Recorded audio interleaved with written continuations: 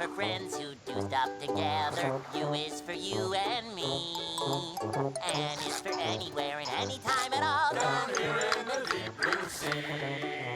It took 65 chapters for us to get some true emotion from Admiral Borsellino.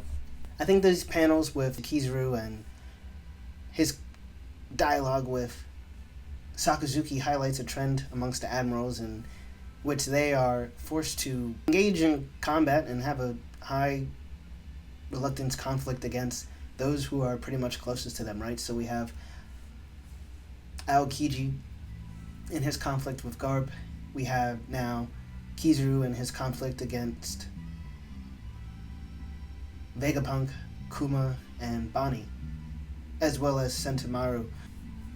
It's interesting when you think about the events that took place in Egghead, but it also makes me think about how I think this trend will probably carry over into Sakazuki when he has his moment. I think this gives a lot of credence to the prior theories of Dragon being a close friend of Admiral Sakazuki when they potentially cross paths during Dragon's time in the Marines. Outside of that, we have Vivi, who continues to stand on business.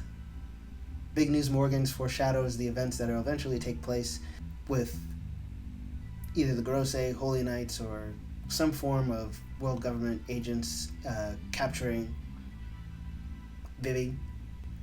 And then we get perspective on what it means for an individual like Vegapunk to pass on after life. And the situation's been very similar to Horcruxes from Harry Potter, where even if you destroy one or one is ended, the others remain. And so a part of the original Stella remains in two forms, the personalities being York, who represents greed, and evil being represented by Lilith. Dropping a quick plug, I did a video back in November 2023 where I talked about the most impactful end-of-life moments for characters that happen in story, and this was right when the Vegapunk kind of mystery on who was doing what was occurring, and so I recommend you go check that out, where I mentioned Vegapunk's passing would probably be the most impactful in the story, and given the kind of calls to actions for the civilians to mitigate the rising sea levels as well as the pirates to go and find the One Piece, I think that's a pretty substantiated claim. Afterwards, essentially, now we look forward to Elbaf. I wouldn't be surprised if there's a little time skip, and I wouldn't be surprised if we get some more pans to other characters. It's interesting, right? So out of all the kind of major players, we did get slight updates on their whereabouts, primarily Blackbeard, Buggy, the Revolutionary Army.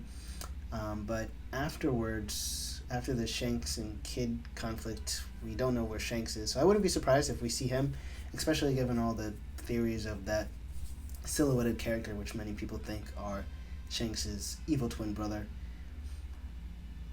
On the note of Elbaf, I'm not exactly sure how this arc is going to play out, right?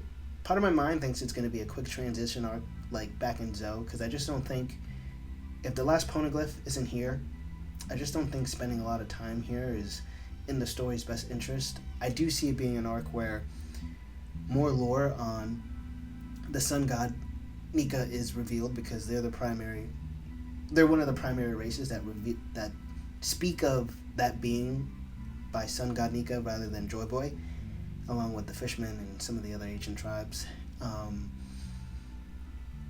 A major conflict is just hard for me to foresee, especially given the optimism that Robin has to meet with Saul. I'm not sure, and even the potential relationship between Nami and Lola could be brought up, since we know that there was a dynamic with the Charlotte Pirates and Loki not being able to marry Lola. I wouldn't be surprised if that is referenced at this point. But yeah, let me know your guys' thoughts on what you think Elbaf will be. That's pretty much all I got for this chapter. One of the shorter ones, 13 pages in a while. And until next time, Taicho out.